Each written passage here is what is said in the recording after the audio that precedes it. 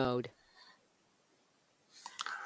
Welcome to tonight's second in a three-part series taking Saturn and Capricorn around the houses of the zodiac. Tonight we're going to address houses 5, 6, 7, and 8. So I'm sure everybody out there has got their charts and knows exactly where this transit is going to mostly affect them, and we'll get started in a minute. As most of you are gathering by now, we've made a few changes to our webinar format and how to get your enrollment, how to get registered with the webinar service, and how we distribute the PDF and the recording afterwards. Okay, so we talked a little bit about that, but essentially you get your enrollment via the event newsletter that we send out from Constant Contact, our email client, or always on the forecasting webinars page of the website. You can get your enrollment there. Anywhere you decide to get it, in the confirmation email right after you order, you're going to get a return link. That is the link to the webinar service. So when you click on that, you'll be invited to enter your name and email address you're going to be participating from. That will generate another email coming back from the webinar service with your personal and unique link to join. And so just kind of wanted to refresh everybody, as we know that there's a lot of new people on these forecasting webinars now as we expand our presence with the webinar format. You must always register at that webinar service regardless of your desire to participate live like everyone on the board tonight. And that PDF will be distributed in the follow-up email 24 to 48 hours after the live event in that follow-up email from GoToWebinar. So just make sure you add that GoToWebinar to your address book, or be looking for it to hit your inbox, because that is the value of these forecasting webinars. As most of you know by now, you get all the slides for printout, you get the MP3 download link, the MP3 streaming audio link, you get the video of the actual webinar and the webinar recording. So lots of value on the forecasting webinars, but you do have to participate with us and kind of follow through the process. And we're trying to make it as simple and as easy with the least amount of emails as possible. So thank you for joining us tonight. And with that, I'll turn it over to Kim Marie. Have you already started the recording, honey? Yes. Okay, I'm going to start mine.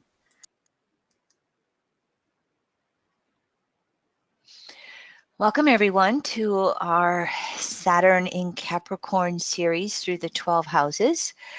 As you see on your screen, what we're going to look at tonight is houses 5 through 8. Before we do, here at EAN, you can study with us 3 different ways. You can participate in our free weekly audio podcasts that are found on our website and iTunes. You can subscribe to our Astral Library for 1, 6, or 12 months, or you can do a monthly recurring that cancels at any time. You can see those 3 sections in front of you on your screen. And of course, you can study evolutionary astrology with us. We have 3 different segments of our course. And right now we are running 25% off through the end of December. You would use the coupon code Capricorn at checkout. The 25% is for the materials, which you see on your screen, binder DVDs, or both materials and digital. The digital alone does not go on sale.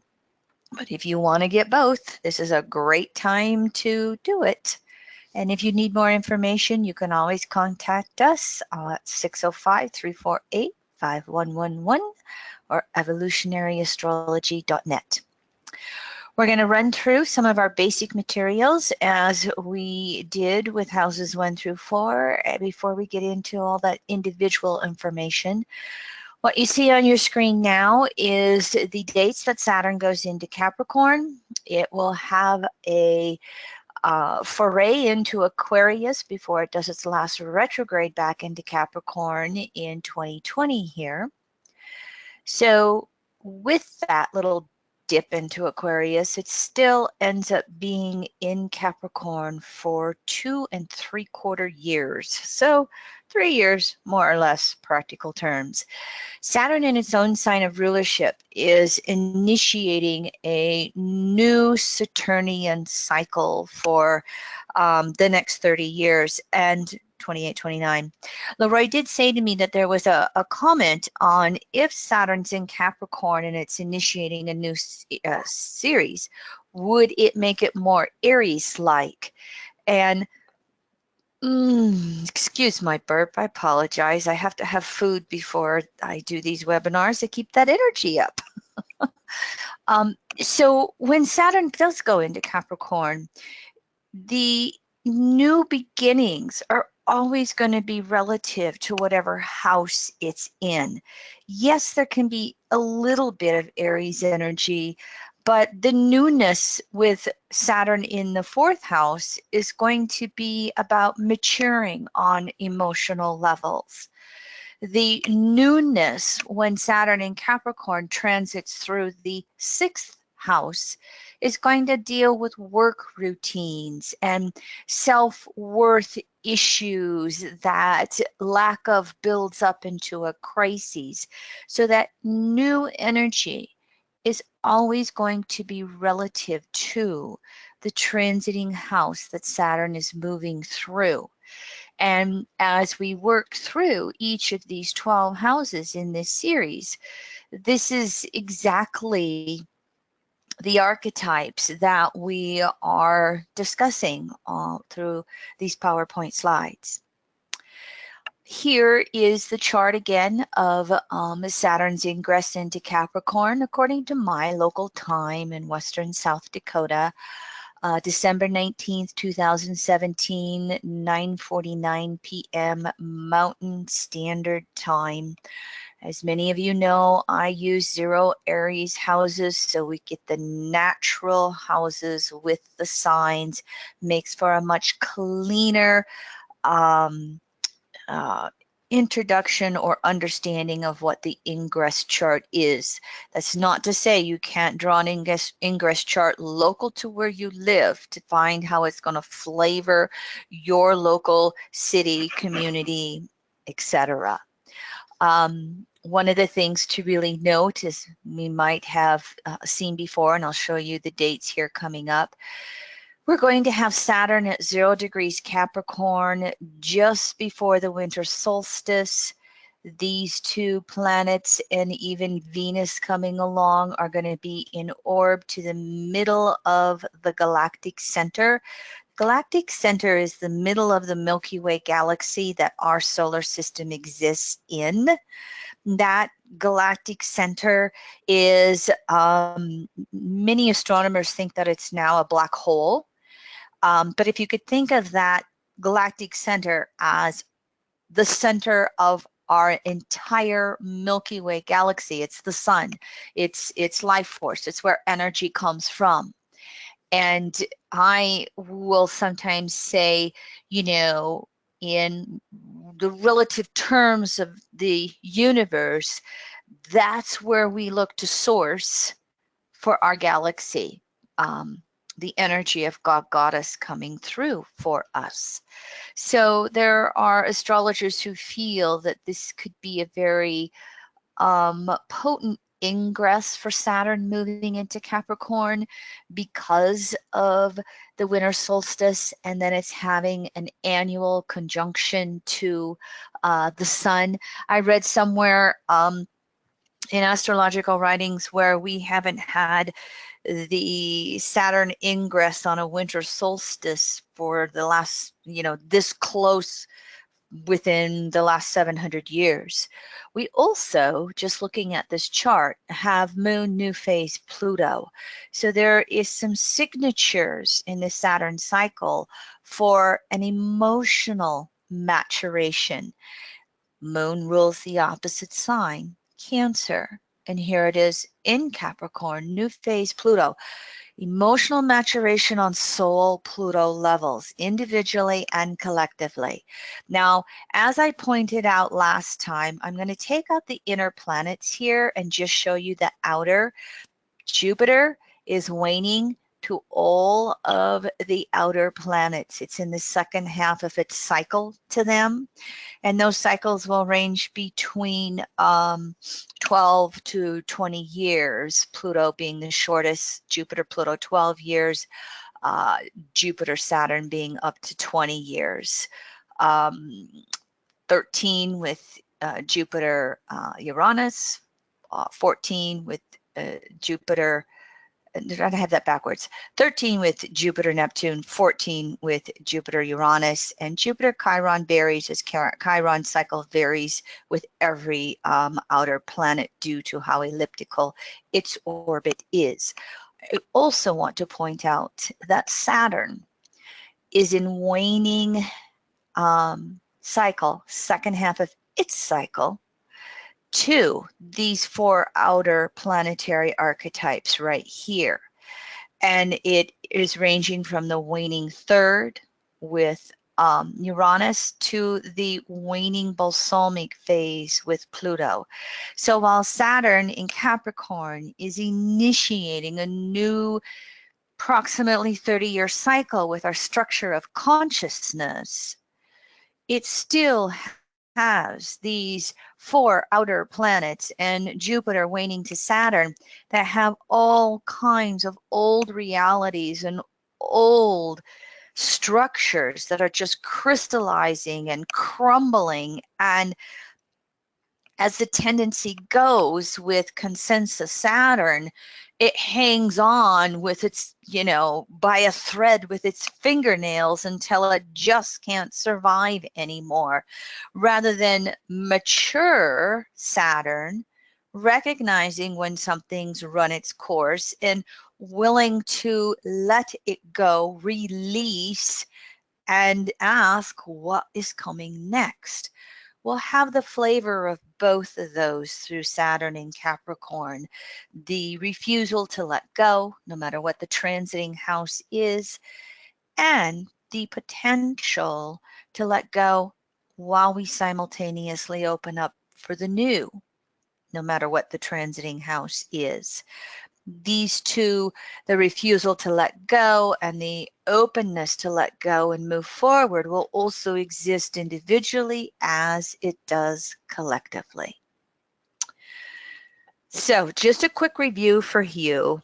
Saturn in Capricorn is most well known as the structure of the individuated consciousness.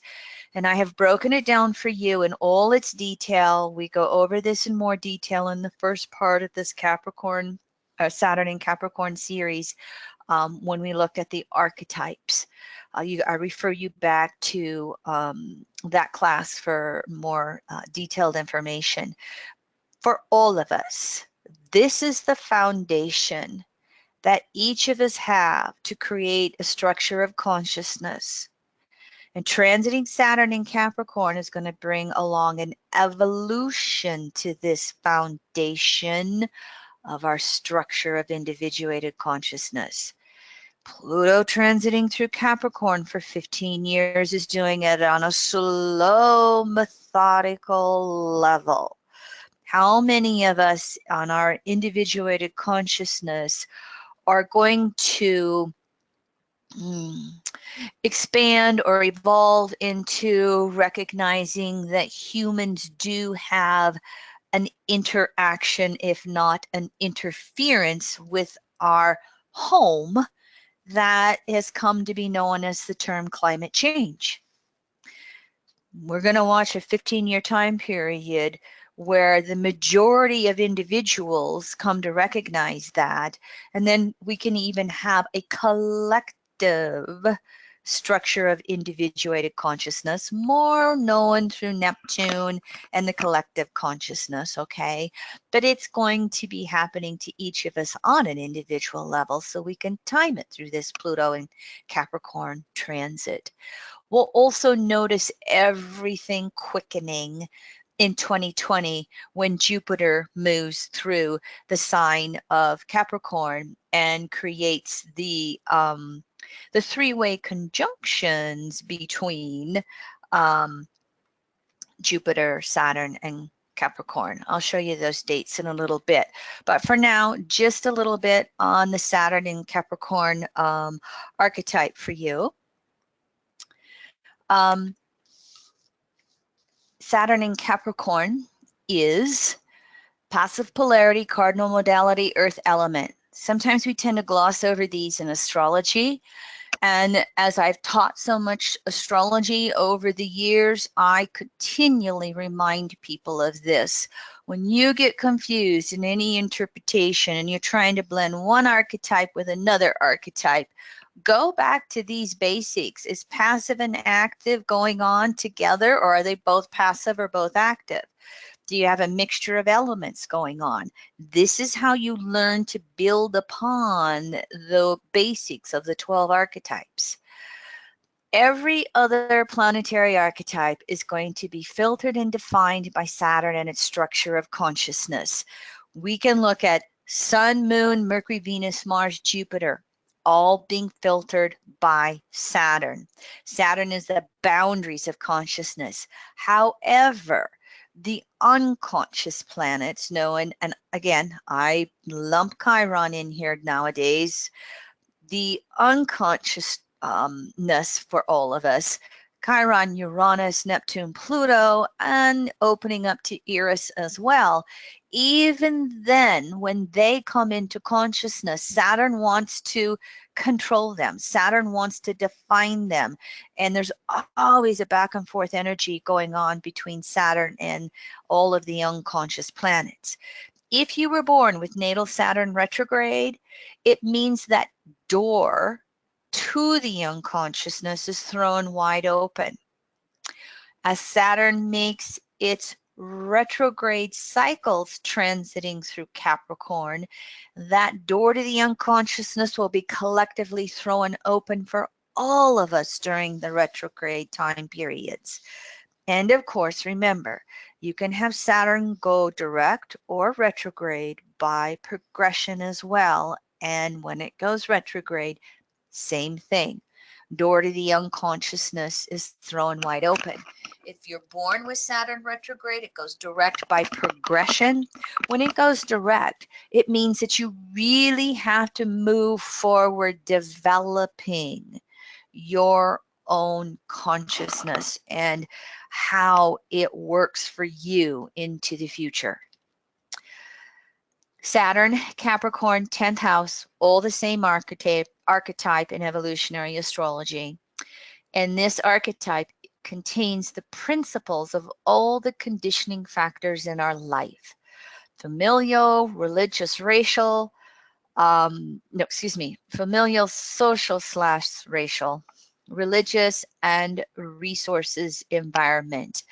What I will many times lump together as our environmental conditionings when we look at all these factors that come along and work to condition us as we are born and grow and evolve into adulthood. It also is the archetype of consensus judgments relative to standards of right, wrong conduct. And of course, our environmental conditionings are going to have a lot to do with that. You know, as we record this series through the 12 houses, tonight's series is the day after the special Senate race in Alabama in the United States. And I think it's been 25 years since a Democrat won a Senate race in Alabama. And the Democrat candidate won last night. It was a major win for more progressive or inclusive principles. And of course, the candidate that was running, the Republican candidate, a judge who had been thrown out of his office for not following the rules twice, had a whole bunch of sexual scandals that came up, allegations of sexual harassment. Multiple ones with young women under the age of 18. And I read an article that in the evangelical South, there was actually a standard of right conduct where parents would try to match up younger females with older men. In other words, somebody 15 or 16 marrying a 25-year-old. 10, 15-year age differences and conditioning factors where these women, once they hit puberty, 11, 12 years old, were then conditioned via religion to look for and attract an older male. So when you get down there into the evangelical southeastern part of the United States, it wasn't necessarily a bad conduct or a wrong conduct to go after a younger woman. So my point here is that Saturn ruling the consensus state will have a lot of human-made conditionings to what we consider right-wrong conduct.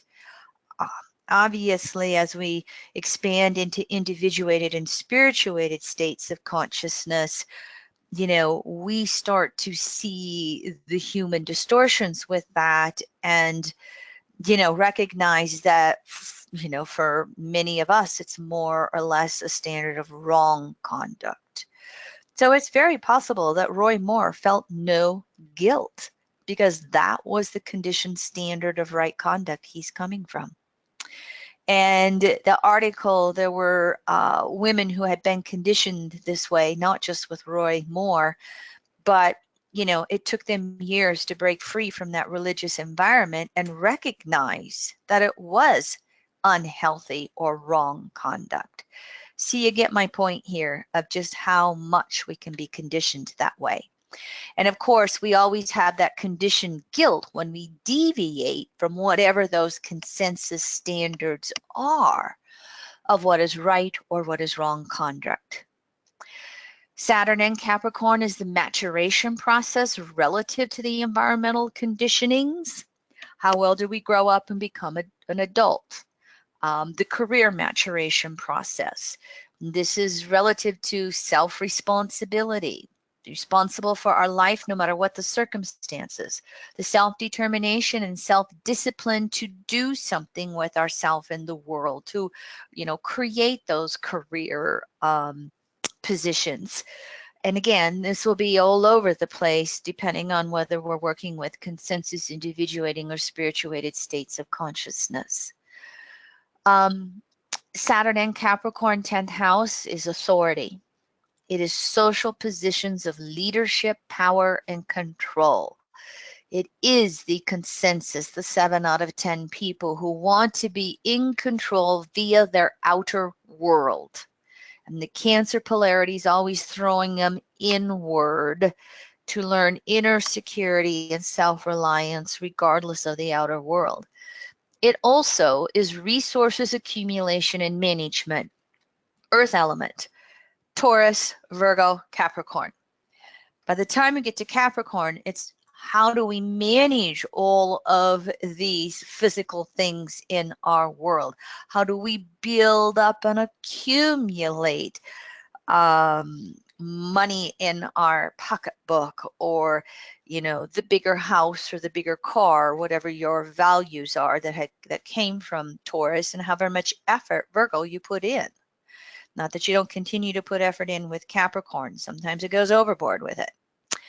Again, Capricorn and Saturn are outer security in all its forms. It is those boundaries of space, time, or linear time with all of the related mortality issues that go on.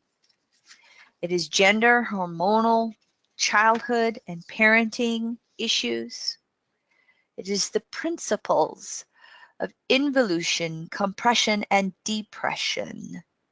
When our outer world, our outer reality and circumstances no longer serve our soul.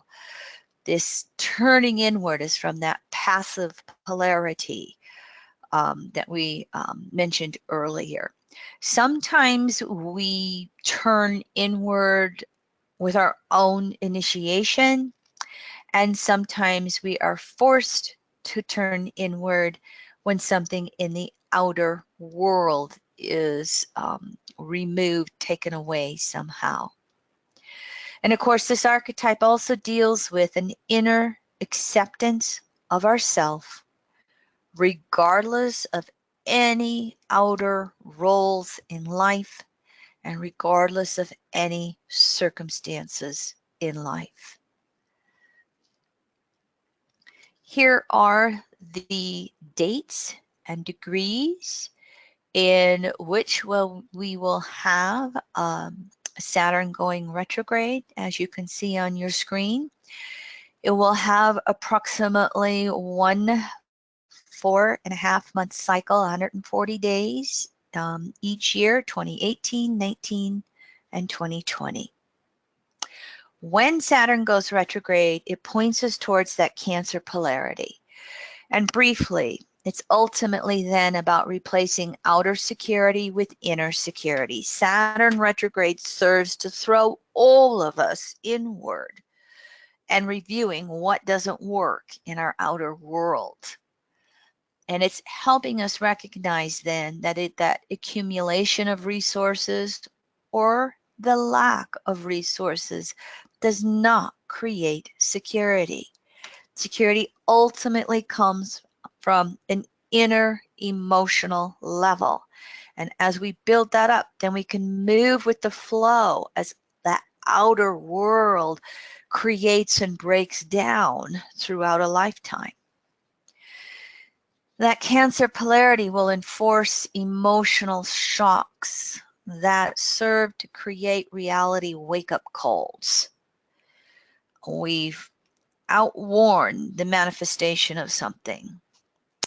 It is helping us create a self-image again, as well as inner security. It's creating an inner self-image that is not dependent upon career or social position or how much money you have in the bank.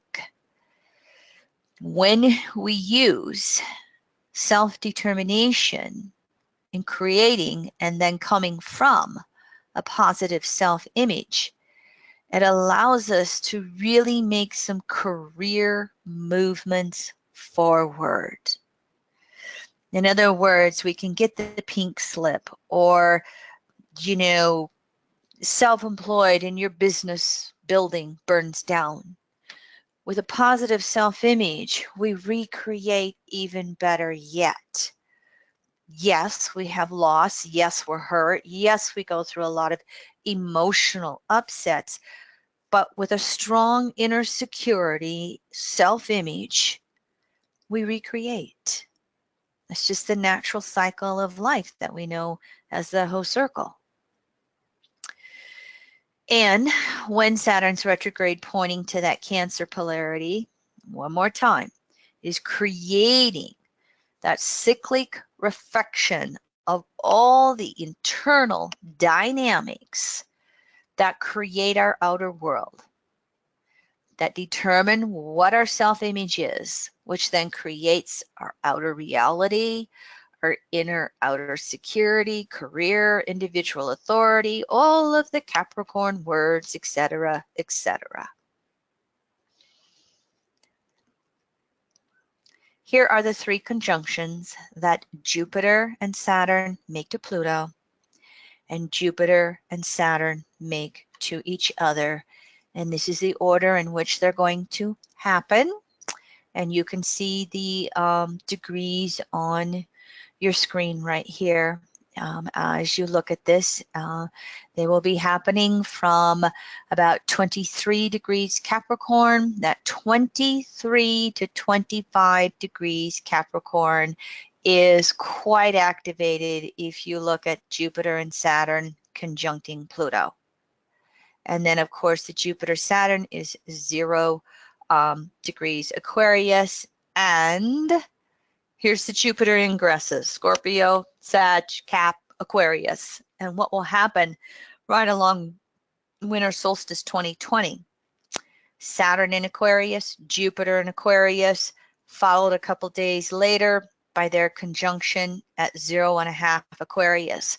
And what this is going to signify, while they had a conjunction in 1980 that dipped into Libra, the elements, remember fire, earth, air, water, in the 20-year Jupiter-Saturn cycles, they end up 200 years in each element.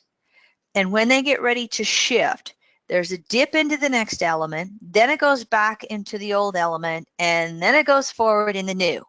So let me say this another way. For the last 200 years, we have had the Jupiter-Saturn conjunctions in the Earth element. Again, Taurus, Virgo, Capricorn. 1980, it dipped into air. 2000, it went back to Taurus for the last time, and this is the 20-year cycle we're finishing up. May of 2000, there was one conjunction at 23 degrees Taurus. And now, with this 2020 conjunction, they're going to go into that air element again, and they'll be there for the next 200 years. Jupiter, Saturn will be Gemini, Libra, Aquarius conjunctions for the next 200 years. There's thought amongst astrologers that we're finishing up a 200-year cycle that will be related to, it's not the only cycle, there's other ones, but related to the Industrial Revolution. And now as we move into approximately 200 years of conjunctions in the air element, we're going to move into that information technology services revolution, governing society, governing jobs, and how we put everything together. So as we move forward into the houses now, and we start looking at Saturn in Capricorn moving through, transiting the 5th house. By the way, in doing these charts, okay, I just picked a date, and I thought I'm going to pick when the day that the transiting south node is going to pass over Saturn. More information on that, this second class in the first series, Saturn and Capricorn cycles. You can refer to that one if you'd like. So I just picked that day out, and then I did whole signs, and I am just moving south node Saturn and Pluto around the wheel in 24 hours through each of these 12 houses. And I'm only using, again, those outer planets and the nodes, but it helps you with a visual to just see what's going on some of these deepest cycles with without the interference of the faster moving inner planets. And what we will see with this 5th house is Jupiter and Scorpio, Jupiter and Saturn, and then Sag, and then Jupiter in Capricorn as well. I forgot to put my structure of consciousness notes in here for all of you with those circles. I'll add them in. So when we look at Saturn in Capricorn transiting through the 5th house, what's going to happen is a maturation of the whole creativity archetype. One of the biggest things is because Saturn relates to space and time, there will be a recognizing of what we can create and what cannot be actualized. So that combustible, active fire of 5th house in Leo that just wants to will its way into creating whatever excites it. Saturn in Capricorn comes along and says, nice idea, but it's not going to work in this space-time perimeter. And so we've got to kind of ground ourselves into recognizing what we can create and what we cannot create. And that in and of itself can turn a soul inward and create that involution of depression when they can't create this beautiful idea that they have. And it kind of forces them to go over to that polarity of the 11th house and Cancer and go, it's not that it, you know, it just can't come from you. It's got to be what is useful to society and the collective as well. And so what will come about here is souls that learn to honor when it's something that I can't create and I can't push it through, can I just reflect and honor and ask those famous questions? Why not? Especially with transiting Pluto, why moving through fifth house Capricorn as well? What is it that I'm to learn about myself? What is it I'm to honor? How am I to recognize these physical laws of space and time? And when we then make peace with those parameters, this can allow us to come back out again and actually create in ways that are welcoming, useful, and beneficial to society, to other people. Another archetype, and again, I will say I'm trying to hit bullet points as we move through these 12 houses. My apologies if I miss a detail. You can always use the Q&A chat board to send something through to Leroy, and he'll either answer the question or open up the lines or ask me.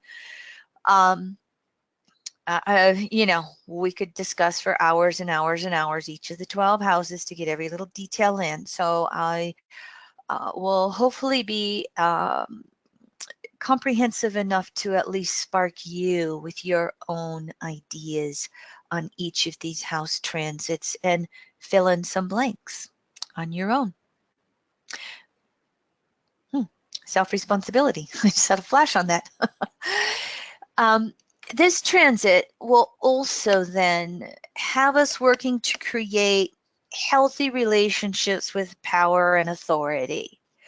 You know, Leo fifth house is the traditional astrology archetype of royalty.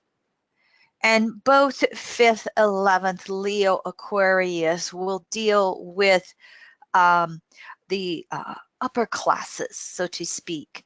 And so what can happen with this house position is, you know, just think of all the Pluto and Leos right now on planet Earth. You know, do as I say and all will be well. You know, they've got to be the biggest and the best and, you know, the most powerful and all of those types of things. Well, Saturn in Capricorn may bring about those classic falls from grace. It will do it in any of the 12 houses, okay? But it can do it here in this 5th house transit when the individual is trying to overpower, okay? Whether they're trying to will their way through doing that pushing, or whether they just think they're on top of the pyramid and I'm better than you and I deserve it. They will have those falls from power to realign that 11th house polarity equality.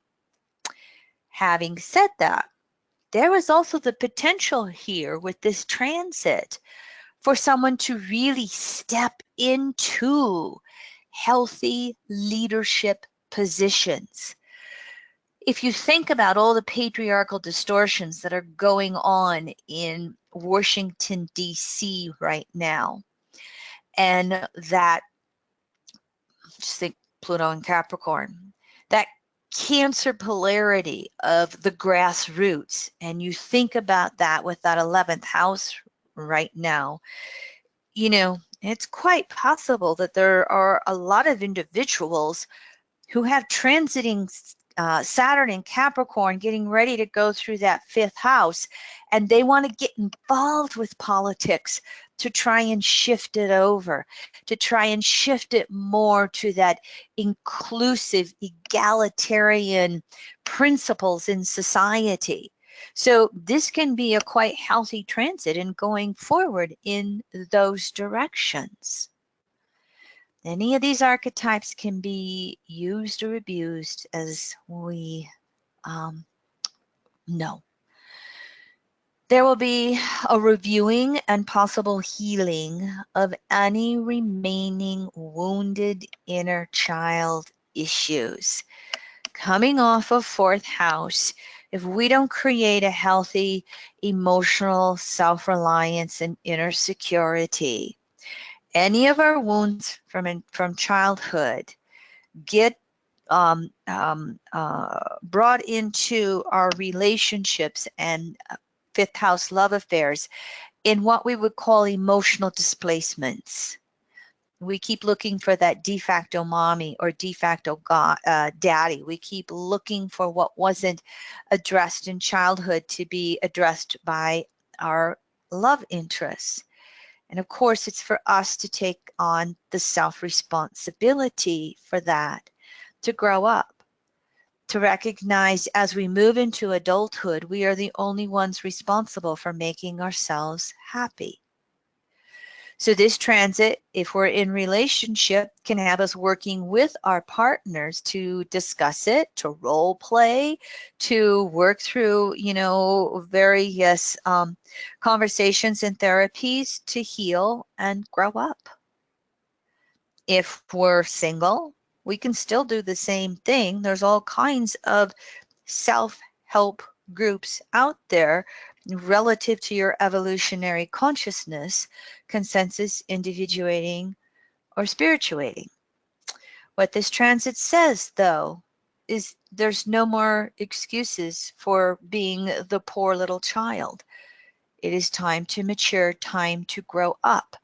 This will be easier if it's the second Saturn cycle through the fifth house. If we're a young child, we could really, really be into temper tantrums. And it will take a lot of awareness and effort on behalf of the parent to recognize these wounds and help the child discover their own inner security, to then help them make their next step, whether they're 7 years old or 10 years old or 17 years old in, working through these lessons. The different Saturn cycles, I didn't take time to discuss them this round, but in the first Saturn in Capricorn 2-part series, the cycles part at the end, I put the first Saturn square, Saturn opposition. I worked through bullet pointing all those between a book by Alexander Rupert T, Cycles of Becoming, and some EA principles if you want some more details in that maturing cycle Saturn does. It will require us to evolve parenting issues. If we're the parent with this fifth house transit and we have children, we're going to have to do the same thing.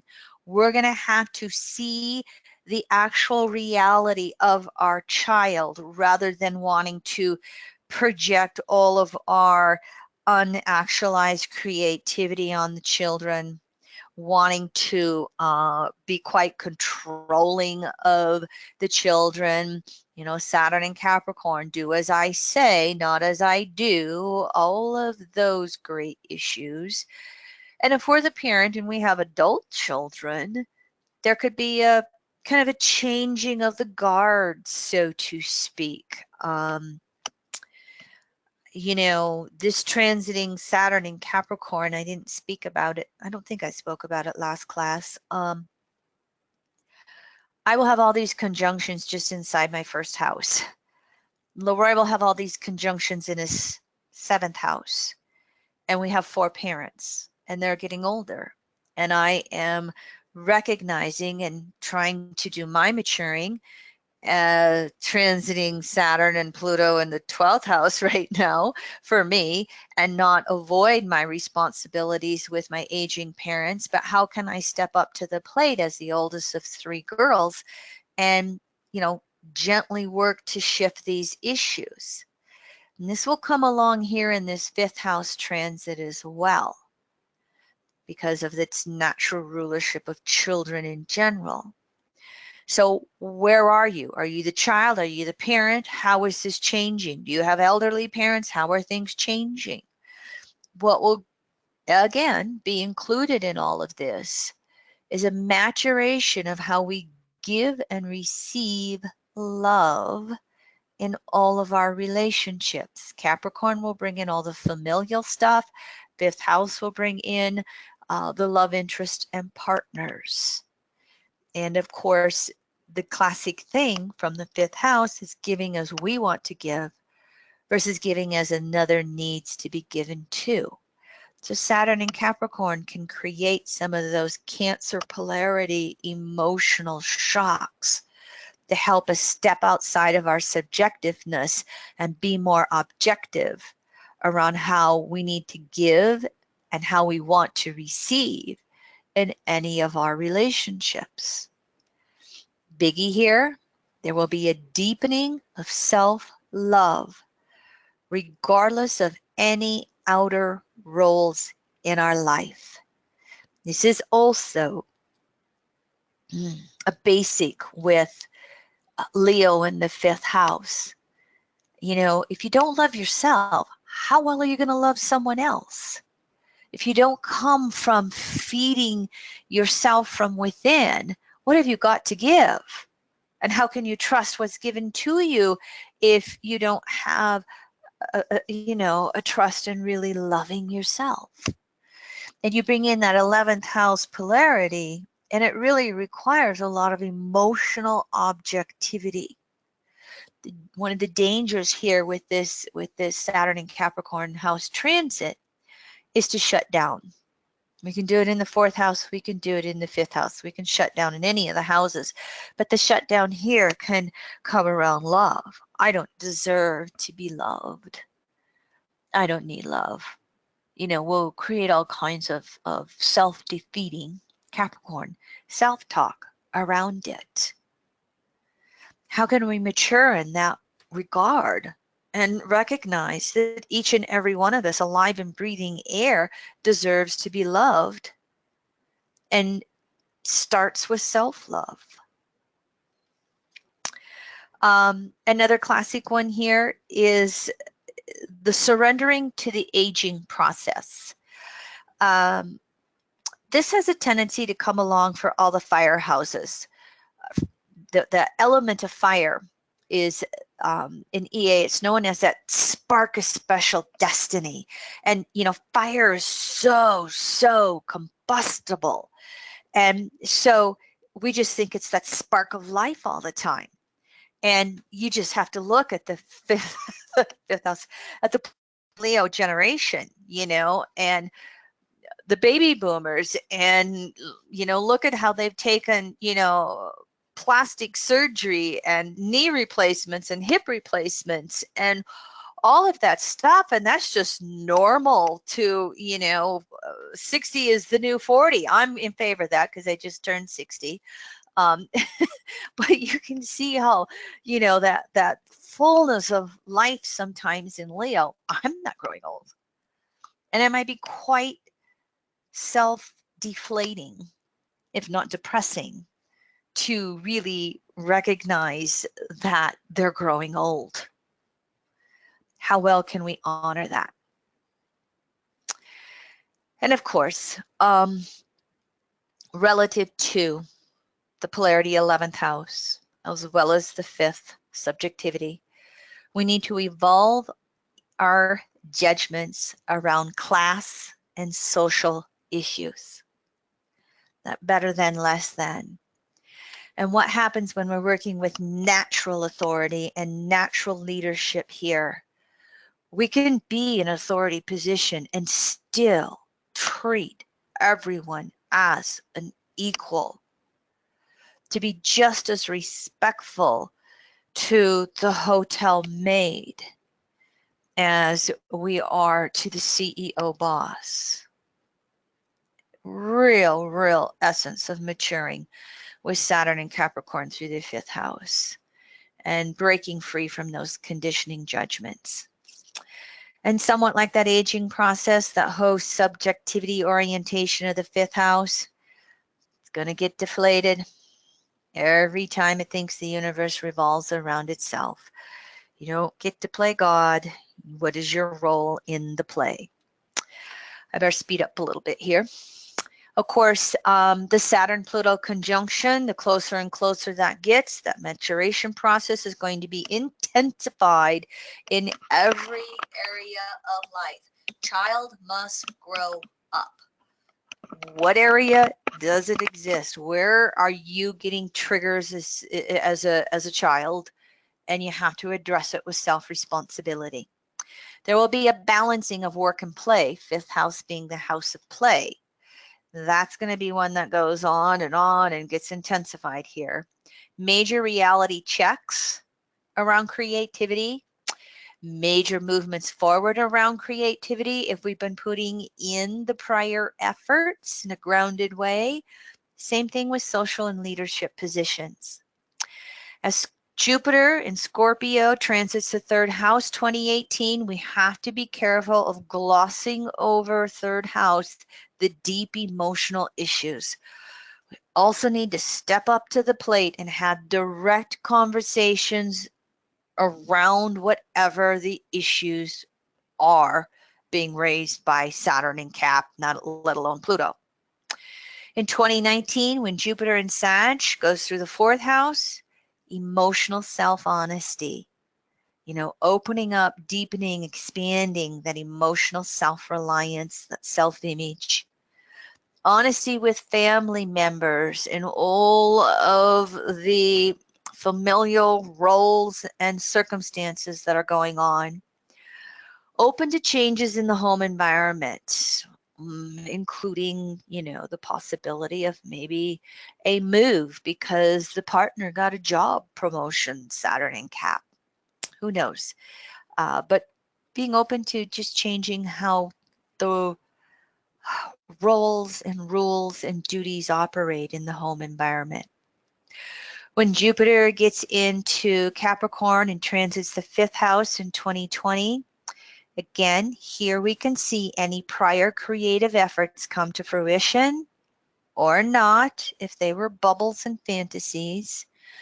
We can see the potential leadership roles arise or not if we haven't been doing the real honest work. So, little clue here, you've got a couple of years to really build up to Jupiter getting in that fifth house and seeing your creativity come to fruition. Here it is with transiting Saturn conjunct the South Node in the sixth house for you. And you can see Jupiter then will be fourth, fifth, and sixth houses as it moves closer to Saturn over the next 3 years. What we're going to have here, 2 earth elements, the classic lessons of working smarter, not harder.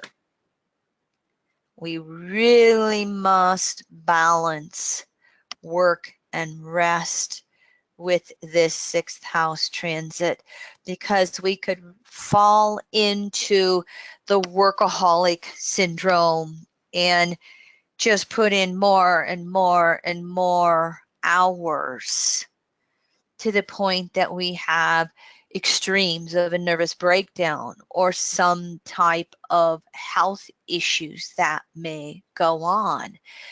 If you're someone who works in consensus world and your salary versus hourly, this really gets to be the pressure. And this is the pressure in the United States.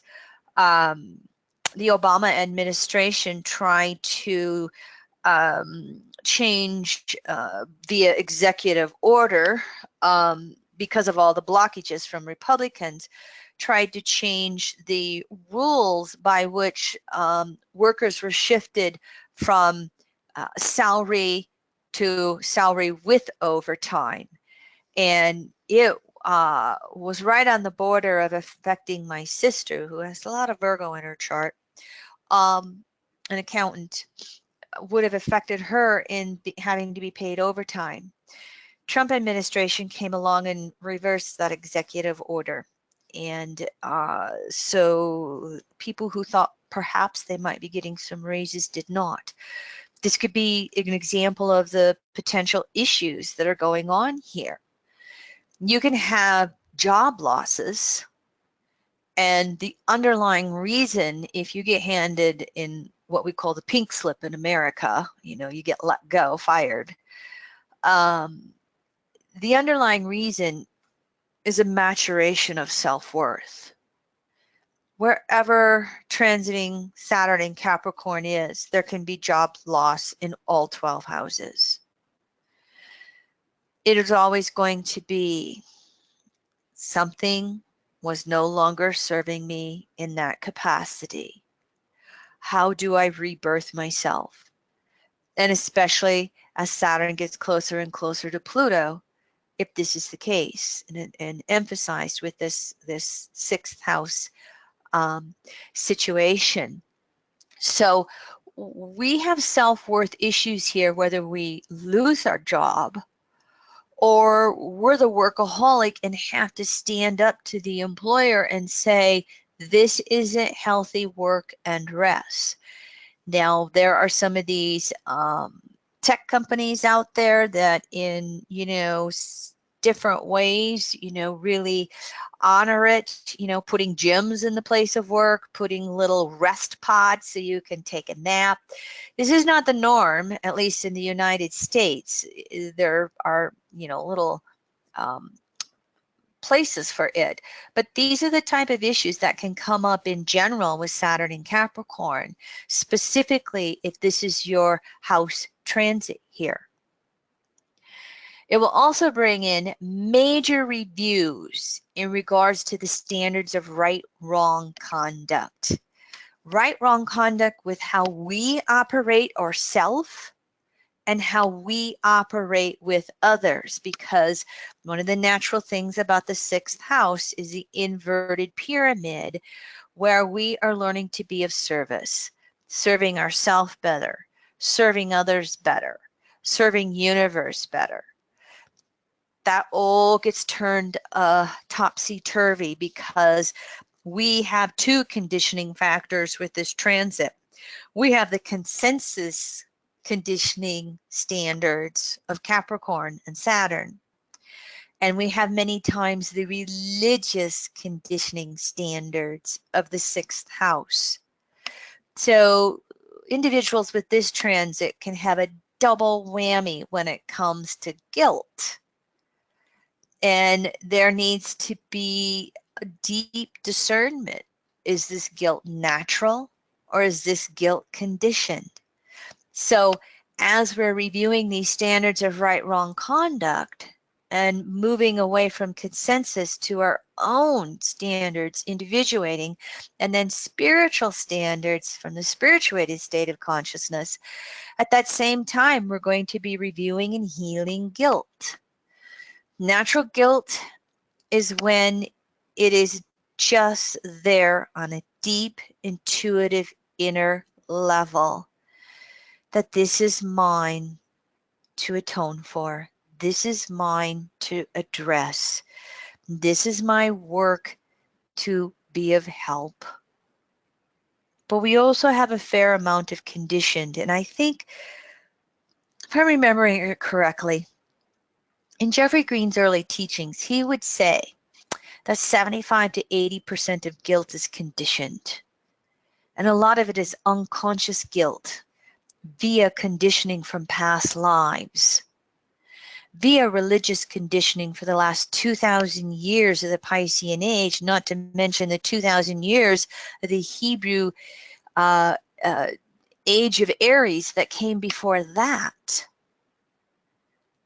So, Saturn in Capricorn is going to allow us to get practical with guilt. And if we get turned inward, it really is to ask, am I guilty of this? Am I guilty of that? And ask until an intuitive answer pops through. Jupiter is going to help with this one. And all of this guilt, it's got to be addressed through deepening spiritual growth. 12th house polarity point with Cancer, spiritual growth that is emotionally meaningful versus just mentally analyzing the physical circumstances again and again and again and again. In other words, many times this transit through the sixth house may require you to walk the talk and get involved with some spiritual rebirthing in addition to just work.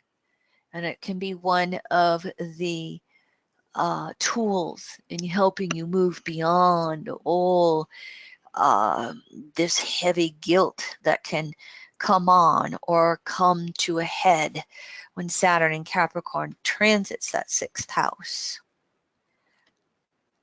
Of course, there's going to be an evolving relationship with the physical world of resources. There can be crises around money, crises around all of our material stuff as we're being asked to mature our values. And if we have low self-worth, or we have too much conditioned or natural guilt, we can overspend no matter how much we have. And so where are you having crises after crises after crises in your material world? Then how does that 12th house polarity simplify resources according to what has deep value to you as an individual? You know, here again, this can be just a classic situation where, well, I've got to work, because no matter how much money I make, I never have enough to pay the bills. You've got to change that attitude, inner world, before the outer world reflects that. You know, that's what that whole law of attraction that was so popularized a few years ago, you know, is working at. Outer reflects inner. You don't like the outer, you got to change the inner first. This transit can be really good at doing that, but they can't just do it in their head. They can realize it. That power of analyzation with 6th house, they can realize it, but they can't just realize it. You've got to do the earth element thing. You've got to walk it. You've got to walk your talk. You've got to do it. And I don't care how many times you fall off that bicycle, you got to get up one more time. You know, what's the classic thing that they say? Take the credit card and freeze it in a bucket of water and put it in your freezer so that you have a delay tactic when you want to impulsively put more money on your credit card. Oh, it's a follow-through tactic. And of course, there's many more examples with this, but I think you get the principle of what we're talking about with this transit. There will always be a need to evolve our sense of self beyond any career and position. Again, 12th house polarity with Cancer. How well do I deeply love myself on inner levels? How well am I rebirthing my relationship with universal source? That's what's really going to see me through if I lose my job or I have some career crises come through. And that's what gives peace to that busybodiness of the 6th house.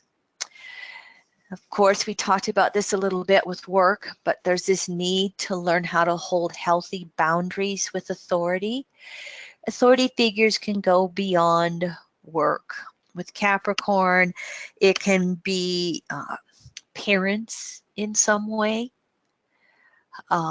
It could, you know, be just authority figures operating in your neighborhood some way, you know, just whatever you consider to be an authority figure who maybe takes advantage of you. Can you hold that healthy boundary and say, no, I don't have the time, or this is not mine to do? Here again, really recognizing that when the involution and depression cycles come along, it's time to change something, not get stuck in all the self-defeatism. That cup half empty syndrome of the 6th house versus the cup half full. Those of you who know the teachings of Abraham, Abraham-Hicks, HICKS.com, I found them with a girlfriend, Leroy's ex, actually, back in 1998. And, you know, subscribed to their tapes and then their CDs for a dozen years. Still practice the Abraham principles. Didn't agree with everything, but I watched Abraham over, you know, 12, 15 years start to come around with reincarnation. One of my favorite sayings, and one that Leroy and I have been working with recently when something comes along, wouldn't it be nice? Wouldn't it be nice this Mercury retrograde cycle if my workload just gelled together so efficiently I only had to do it once? Wouldn't it be nice if I had the self-worth to stand up for myself however necessary? Wouldn't it be nice XYZ? There's just a natural little way to get out of that self-defeatism that can so easily come with this transit. And of course, one of the things we will want to do is if there are any emerging gender or hormonal issues, we would want to be able to address them. There could be a tendency to want to deny or suppress here. And if we go into denial of it, it will just build up into another crisis. And, you know, that natural suppression of Saturn, the denial that sometimes 6th and 12th houses can do. So if there are thoughts, if there are flashes, if there are situations that are starting to come along for you, and you're single, how can you address them? Can you seek help? Can you seek help from broad-minded sources of support? If you're in relationship, can you address it with your partner? It might be something that is temporary, and it might be something that is evolving to be permanent.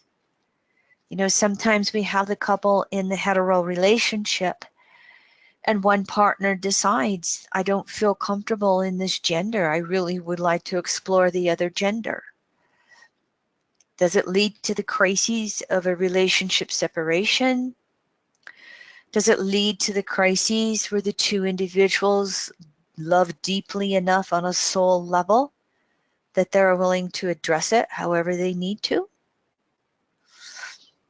You know, multiple variables of how this could happen, but it's addressing it rather than denying and building up to a crisis. Saturn in Cap, transiting through the 6th house, the closer Saturn gets to Pluto, it's recognizing our outer world is only as good as our inner world. If we're not working on that 12th house polarity in Cancer, it's going to intensify the outer crises. It's addressing any necessary work issues. How must they evolve to minimize the crises? Is it now time to leave the job and do something else? Is it forced upon you? It's really paying attention to the work routine. I didn't mention this yet, to the health and wellness routine. It really is that old saying of one foot in front of the other to keep that process moving, which allows the mind to process how that physical world needs to change.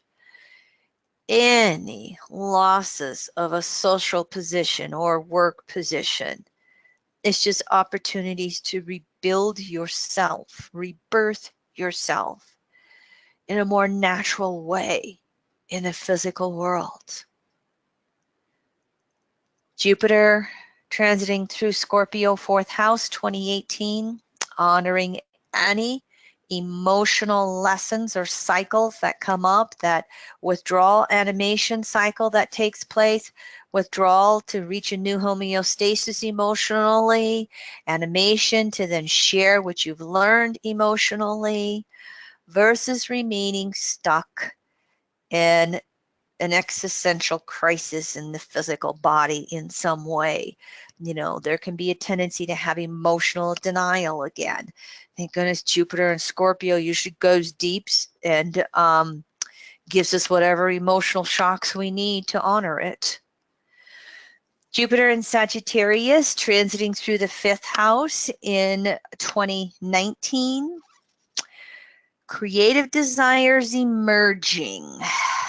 What is coming around for us that says my work or career needs to shift or change in some way? Jupiter can be getting the intuitive hit of what's not working. It can be getting the intuitive hits of what is coming as you go into an involution cycle if you're in the drudgery of a job. Career loss again. I'm not saying you're going to get it, but if it comes, it's always an opportunity to believe in ourselves. And to whatever degree career and job are not working in 2019 here, Jupiter and Saturn are going to give you the inspiration. And you don't have to wait for all the conjunctions to start putting something in place.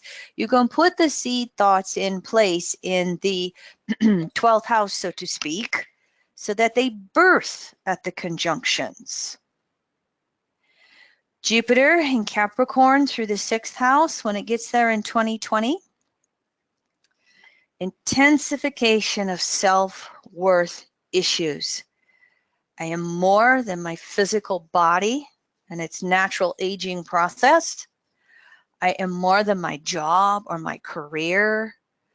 You know, I am more than, you know, being the one handling all the family issues. I am more than my pocketbook. I am more than what I have accumulated or not in this physical world. There will be a strong need to really work on self-worth, honoring self, when you get all 3 of these planets in the 6th house. And you can't just think on it. You got to do the earth thing. Walk the talk. All right, I'm going to take a drink of water and just check in. Anything from Leroy, if you're there?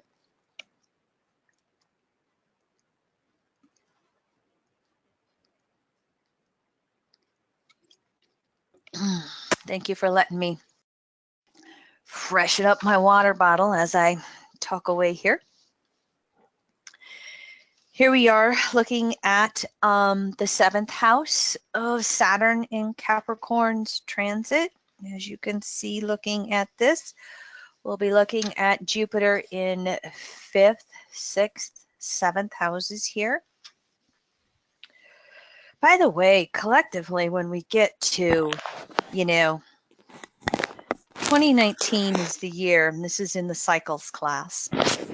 2019 is when the South Node will pass over Pluto, Saturn, then Jupiter. And South Node will have 3 conjunctions with Saturn relative to Saturn's retrograde cycle. So 2019 is going to, for me, be a year when many of us will just wonder what the bejeebies is happening to planet Earth because of all the old reality structures that are crumbling. And it can hit us on an extremely emotional level. Pray for peace, energize peace. Who knows what could be going on at that point worldwide. that could really have collective depression going on.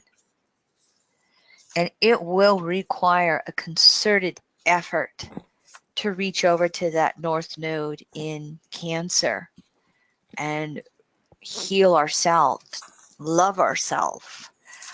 Interestingly enough, these charts that are July 3rd, the day before July 2nd, there will be a solar eclipse, sun, moon on the North Node of Cancer. This will be the middle of the 3 South Node Saturn conjunctions, the retrograde conjunction. So it's going to kind of be like the highlight of these 3 planets conjuncting the South Node. So something will get around to this time period. And interesting, United States birthday, July 4th. And what will be going on in our country at this time? I'm coming along of this, and I spoke about this in the cycles class, that perhaps we'll have amendments to the U.S. Constitution that will happen with the convention of the states rather than Congress passing laws that all the states ratify. Tuned. I'll probably end up doing some more forecasting classes on that as these next few years go by. However, back to the individual. Saturn in Capricorn transiting through the 7th house. There's going to be a review of self-responsibilities with regard to all the relationships. Of course, with the partner, 7th house, parents and children, Capricorn, Cancer, Polarity. You might as well put friends in here too. I always looked at the 7th house as relationships beyond casual acquaintances. Friends come in here just as much as they do Aquarius 11th house. So what am I responsible for, and what is my relationship other responsible for? Where is it unequal, and there has to be some redo of who does what in the relationship or how the relationship operates. This, of course, is going to bring up lots and lots and lots of communications. Can I listen to what the partner or the parent is saying? Can I make myself heard with my partner or my child?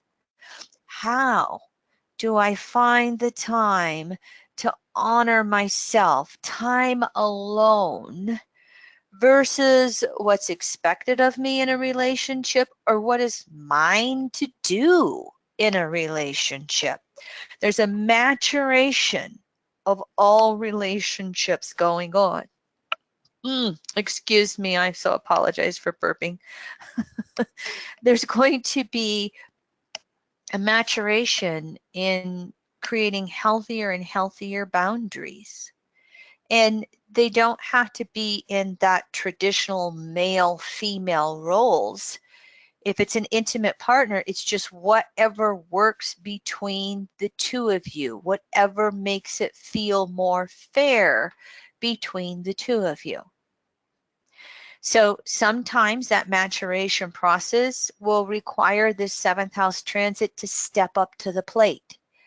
They were slacking in some area, and now they've got to take their turn. It's theirs to do now in the relationship. If this 7th house transit has elderly parents, perhaps they have to take on more duties in helping the parents out. Do the parents come to live with them? Do they take parents to the doctor? Do they, again, if they live with them, do they start to care for the parent? The details can be as varied as the relationship. Sometimes if they have been, overly giving, they have to say, I'm not going to do this anymore. Another example would be with the 7th house transit in regards to children. How much do you enable the child? Are you always giving them money when they get themselves in financial trouble? Do you have the ability to hold a healthy boundary and say, no, I'm not going to bail you out anymore. You won't learn the lesson if I do. Wherever there is, you know, what can happen here with the 7th house transit is the individual can have an involution process. The relationship's just not working for them, or some area just doesn't make sense anymore. When they turn inward and they feel any letdown or depression, you know, Pluto in the 7th house here is to ask why. What's not working in the relationship? What needs to change in the relationship?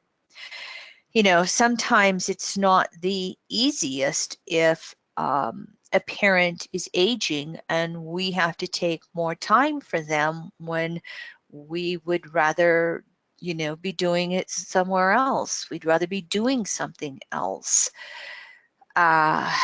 Is it ours to naturally do? You know, sometimes with this, one thing that I've not really spoke about yet with this Saturn and Capricorn transit, and this is in general, you know, sometimes we come to the end of the road with parents. Sometimes we come to the end of the road with children. With this 7th house transit in particular, both are true, but sometimes we come to the end of a relationship.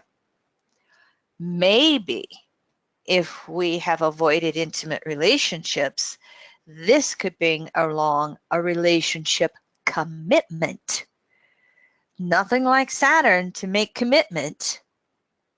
It can go both ways in intimate relationships.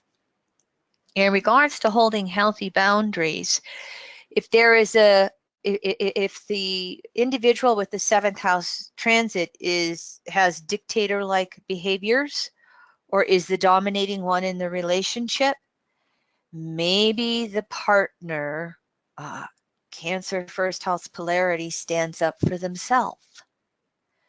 If the partner is the one acting like a dictator or dominating, the 7th house transit individual might need to stand up for themselves. You can just see there's many ways in which it's just time for the relationship to mature to its next level, however that needs to happen.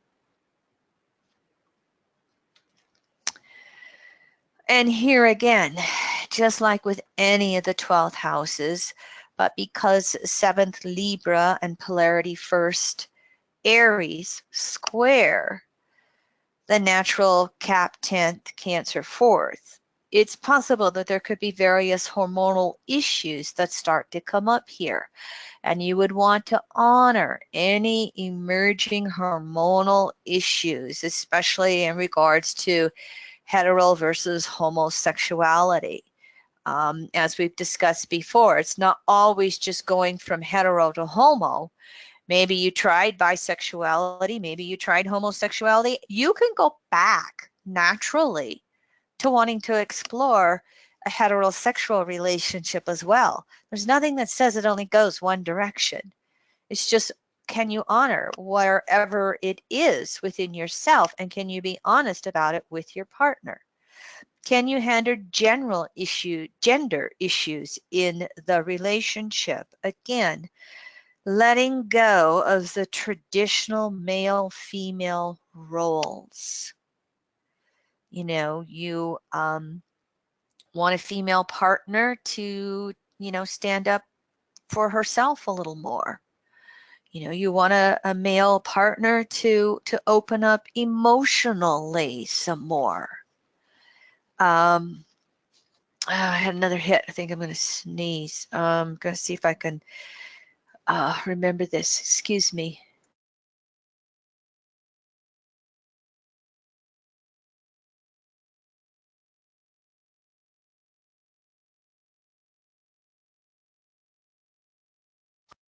Oh, thank you for that.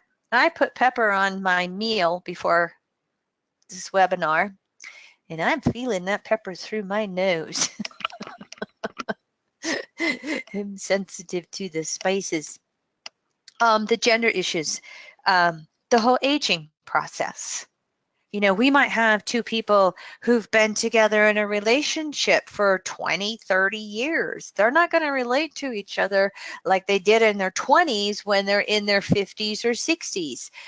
Can you work with naturally understanding how some of the homosexuality or the gender, issues are coming up that need to be addressed just with the simplicity of the aging process? It's not a good or a bad. Get rid of the judgments around it. Get rid of comparing yourself to everybody else. You know, People in their 60s don't usually have as much sex as teenagers or their 20s. There's nothing right or wrong about it. It's just, again, natural aging process. So what is the standard of right, wrong conduct for the relationship versus what society says should be norm or not norm? So this house is then reviewing all of the old familial conditioning factors about how we're supposed to be or not be in a relationship. I'm going to share something. I think Leroy would be okay with this. Excuse me. Leroy is having this transit getting ready to take place in his 7th house, again, to aging parents, just like it's getting ready to go in my first house, to aging parents as well. When we first got together in relationship 16 years ago, and that first year we were dating, and exploring beliefs and values and all that stuff, we both have parents who've been married forever. His folks over 65 years, my folks over 60 years. I was so surprised that his mom and dad had separate bedrooms. And I remember saying to Leroy, I says, honey, is that something you want in a relationship? I don't think that would work for me. My mom and dad have always slept together. I don't think your mom and dad have slept together half their relationship. And so we had a whole discussion around the whole value of being in an intimate relationship, and we share the bed or we have separate beds. Which one's right? Which one's wrong? It's just a personal value, and where are the partners in regards to that? And that's something that can definitely come along in that whole aging process. So what's your familial conditioning factors? How does your family say you should be in relationship? Where does it not work for you anymore? Where do you want to change it? How do you want to explore it? Can you talk about it with your partner? Can you listen to where your partner wants to change it? Another one is, with this transit, balancing career with relationships. Substituting our career or work relationships for relationships. What would be the big one that happens here? Meeting a future partner at work. Is it kosher in your career environment, or is it frowned upon in your particular career position or company? But in general, the workaholic is going to have the partner saying, what about me? And maybe someone is, having a whole bunch of opportunities for some career advancements, and they're just feeling pressurized, coworkers wanting to socialize versus a partner at home with a meal waiting for you to show up. Who knows? But there has to be somewhere, it has to balance if, work is mixed up some way in the relationships. There needs to be the self-reflection to accept ourselves, whether we have an intimate relationship or not. We've been talking a lot of this as if there is the relationship, but what if you have this house transit and you're single? There can be a depression or a self-defeatism. When will I have the long-term partner to show up in my world? That requires you to go over to that first house, Cancer polarity, and love self and be the best partner you can be to yourself. So your inner vibration can magnetize a partner to you. Something else that just popped in for me with this type of a situation,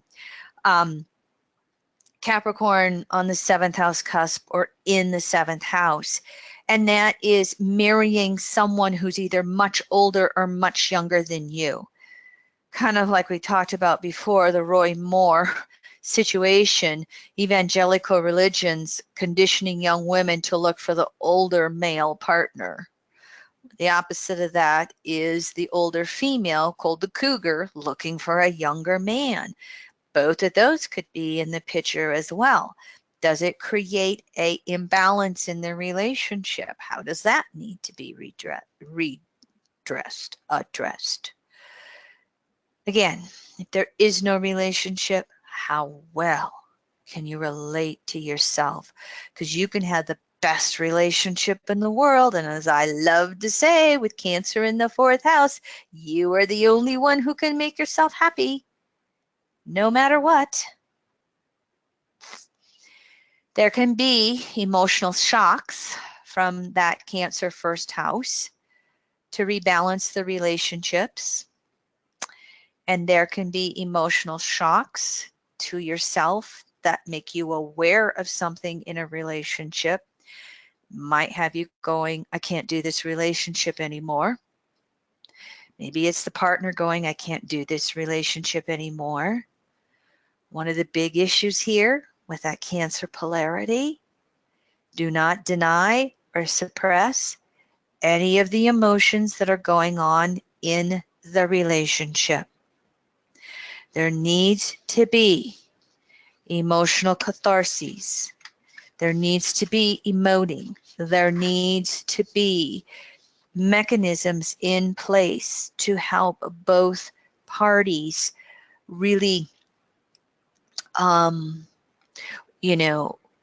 have tools or mechanisms to open up emotionally when they feel sensitized about it.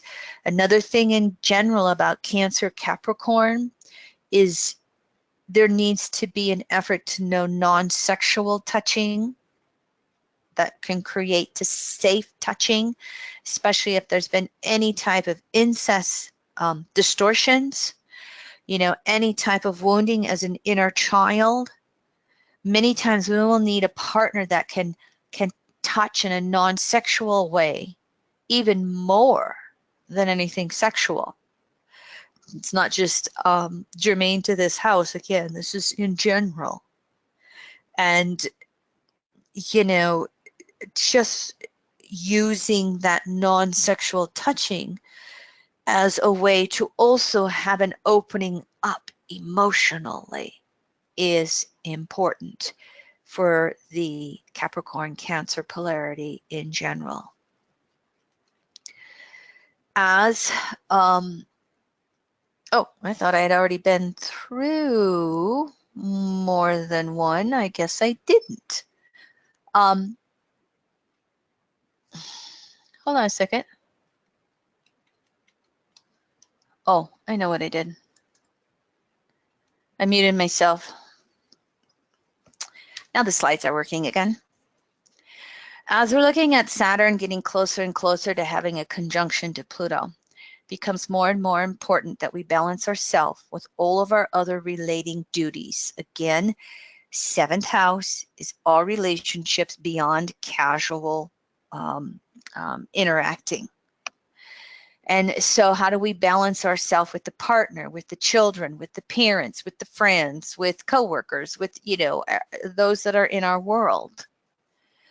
And of course, we can have any parental responsibilities or any children taking on parental role responsibilities. We can have everything building to a head with our family of origin into what's going to naturally change through space-time. mortality issues, what needs to naturally change in regard to everything we spoke about with equality of roles here. A maturation of the relationship with yourself as well comes to a head.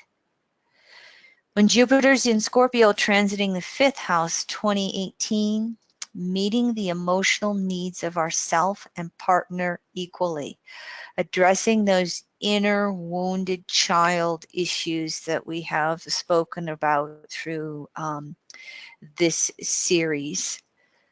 Jupiter and Sag transiting through the 6th house in 2019, having an honest self-reflection on any career and work roles, evolving any judgments around relationships, any judgments around career as well, judgments in general, because Jupiter and Sag is going to want to be naturally expanding ourselves spiritually, and that's going to affect those standards of right, wrong conduct and related judgments. All 12 houses gets very strong here with that 6th house tendency to fall into the conditioned guilts. As Jupiter moves through Capricorn in the 7th house in 2020, just like Saturn, Pluto, all those relating issues are going to intensify to be resolved. We can have the work relationship issues with coworkers, with boss employee, both directions. There may be relating death and rebirth, both figurative and literal. That can come through. All right. Our last example in this class, I'm going to get one more drink of water here.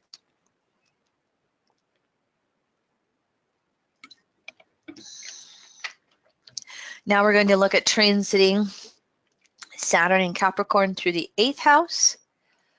And we'll have Jupiter Scorpio 5th, Sag 6th. Oops, no, Jupiter Scorpio 6th, Sag 7th, and then Jupiter coming into the 8th house as well.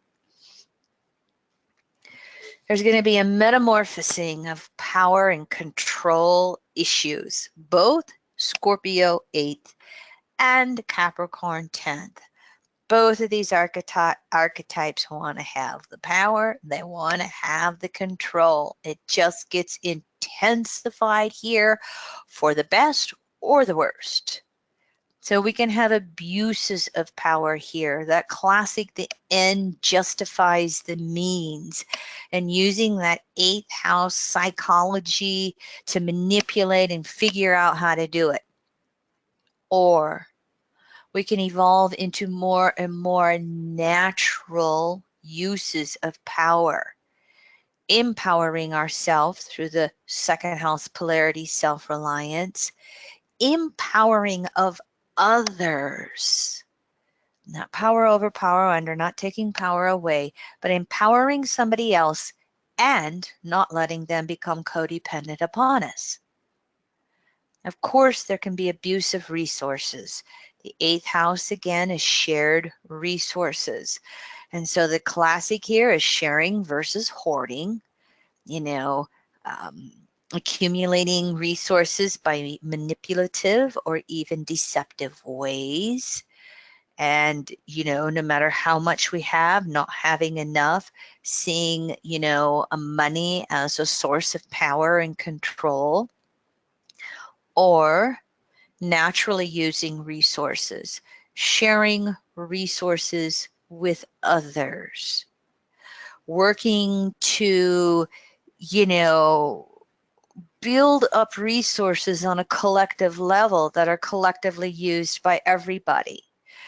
What is, those of you who follow my teachings, one of my big advocacies is public banking, where the interest is returned to the people, not private coffers, not the shareholders.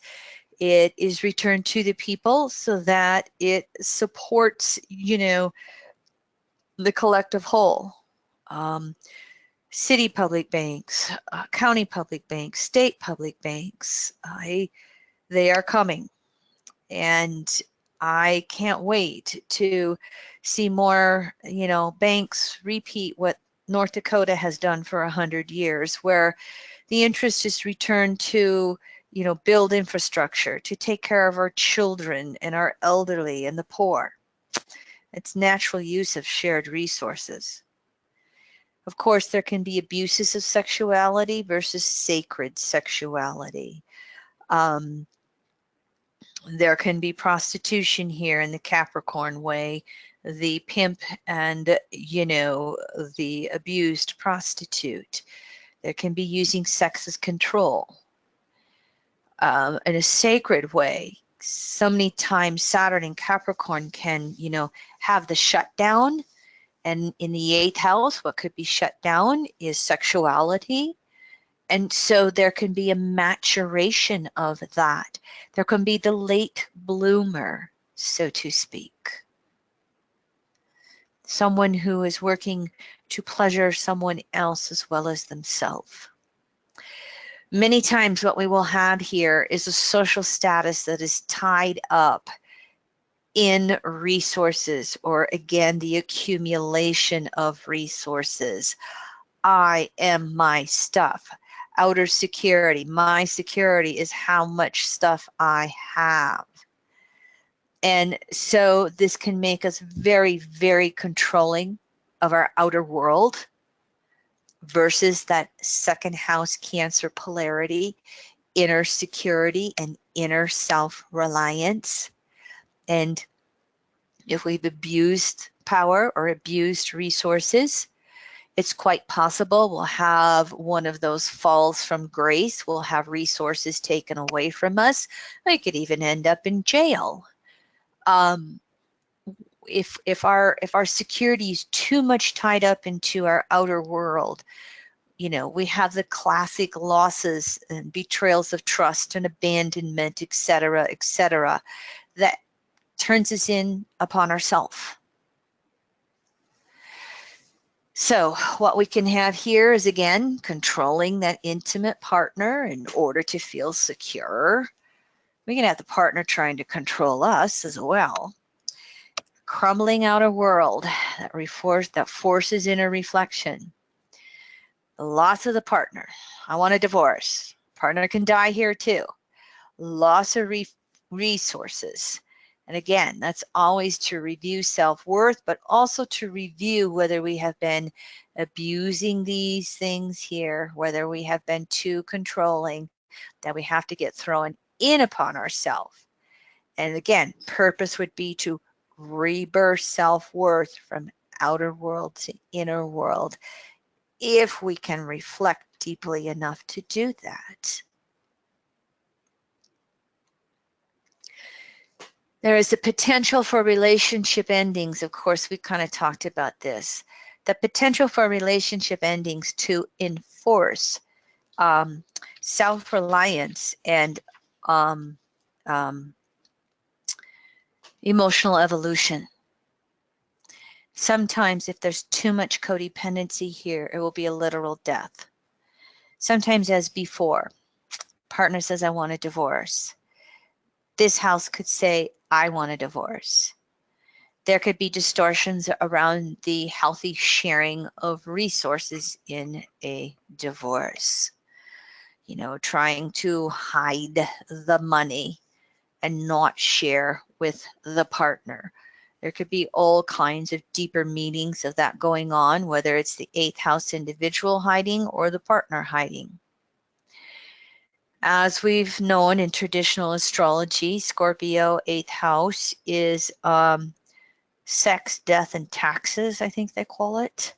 So here's mortality issues, both ourself and or our relationships. And when we look at that transitioning out of the physical body, death, and transitioning into spiritual world, okay? The door, not the wall. What's really happening? It's the surrender to the ultimate source of power in the universe.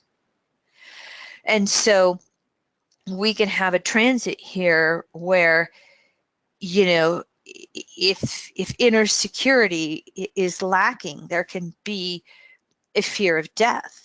I won't exist anymore. And we can get into control my outer world in every which way that I can. And the individual may be taken out because source is going, excuse me, I'm the ultimate power in the universe, and not you. And, you know, if it does happen in this type of a way, you know, it can be quite shocking on the other side. But I had all the money, you know, in my bank account. You know, I had, you know, 3 cars. I had, you know, a vacation home. I had this and that, you know, they had all of this material, Capricorn earth element stuff built up. And, you know, it could be all taken away, and they have to be on the outside or in spirit world, you know, looking in or looking at the physical. And it's like, sorry. So some of this lessening here is, again, your self-worth is not your stuff. Your self-worth is not your resources. Your self-worth is not the relationship. Got to go over to that Cancer second house polarity and really, you know, sometimes that second house is a simplification house as well. What do I ultimately value? What do I ultimately need for resources? I may not need as much as I think that I do. Can we, you know, reevaluate that rather than always trying to accumulate more? And we could recognize some of that and be happy with less.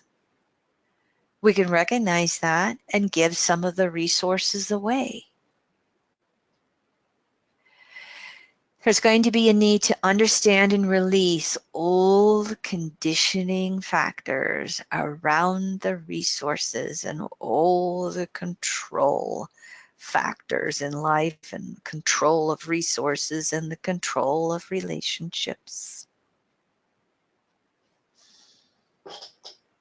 Again, remember, 8th house Scorpio, the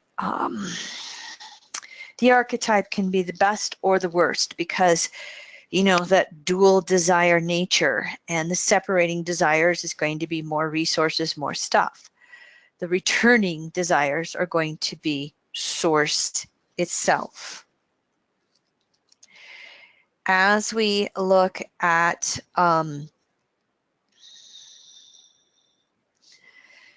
Saturn getting closer to conjuncting Pluto, there can be an intensification of those power struggles between the outer world and the inner world. It's going to bring that maturation process around resources and intimate relationships to a head, or we will have losses to enforce those lessons. There can be a natural leadership that comes here as well. Again, a natural leadership to empower others, to give others a helping hand up, or there can be that manipulation of others that take place in the distortions. As Jupiter transits through Scorpio in the 6th house in 2018, we need to be very careful about workaholism. We need to balance responsibility with rest. Oh, but I got such an opportunity to make money here if I just, you know, work 80 hours a week. Yeah, well, guess what? You do that and, you know, to, again, exhaustion or cancer or a heart attack or some health crises. You've got to balance work and rest. You also have to look at any motivations to self-improve and make the effort in those directions. And Jupiter in Scorpio is going to be giving you the psychological, intuitive hits on exactly what that is that needs to change in your self-improvement efforts. As Jupiter moves into Sagittarius and transits through that 7th house in 2019, here there's a need to balance freedom with commitment. How do I honor myself? How do I honor any of my relationship commitments? And how do I, again, it's not an either or many times here. There's a balance in some way. Even if we don't have an intimate partner, we have relationships. Very, very few of us live in isolation for any periods of time. So whether it's work or family or love or kids, you know, there's always, you know, some type of balancing act going on between ourselves and others.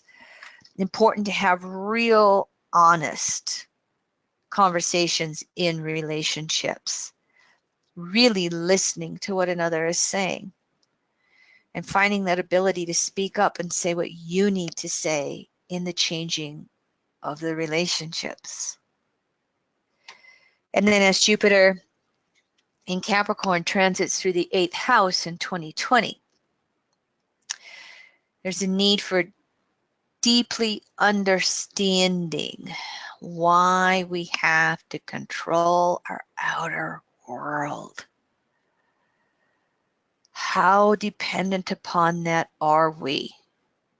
That's the degree to which it can be upsetting or removed in some way. Can we allow things to ebb and flow? Can we go inward strongly enough that we allow that outer world to naturally move as is best for all? It's also about intuiting when to go inward. There can be an, you know, Capricorn and 8th house are both passive polarity, so it will be natural to kind of go inward, okay? And one of the things to do is to really figure out what are my needs I need to meet. That polarity, 2nd house Cancer, self-reliance, including emotional self-reliance. The more I meet my own needs, the less I demand from a partner, and the more a deep, intimate relationship can naturally come about and evolve. And the more I can be okay with my inner world, the more I can come out there then and be a natural leader in that outer world, especially to empower others and help others create their resources as well. All right, that's the material for tonight. I'm put this in every class. Saturn in Capricorn. What are my deepest fears and how do I address them? How do I unconditionally love myself? Cancer polarity. How do I balance my inner male and female, regardless of my gender? How are my familial relationships evolving? Where do I need to accept responsibility for all the circumstances in my life? What are my emerging career goals and desires? What changes do I need to make around resources? What changes do I need to make in my relationship with resources? Just a reminder, coming up, my annual 2018 forecast will be January 3rd. And of course, we have one more class in this series, which will be next Monday, December 18th, when we look at Saturn in Capricorn. through the 12 houses. All right, that's all my materials for tonight. Let me check in with Leroy. Any comments or questions? Anything that I need to address? No, it's been relatively quiet on the board tonight, but you covered a lot of important keywords for this, and people are responding. Thank you for the research. Oh, you are most welcome. I'm also sparking with my own intuition through all of this, and I will admit, coming off of an 8th house Pluto here, with Saturn finishing up Sag, getting ready to go into Capricorn, I really get intuitive sparks as I'm going, but I gotta say, by the time I get to the end of the 2 hours, I'm like, oh boy, okay, I'm depleted.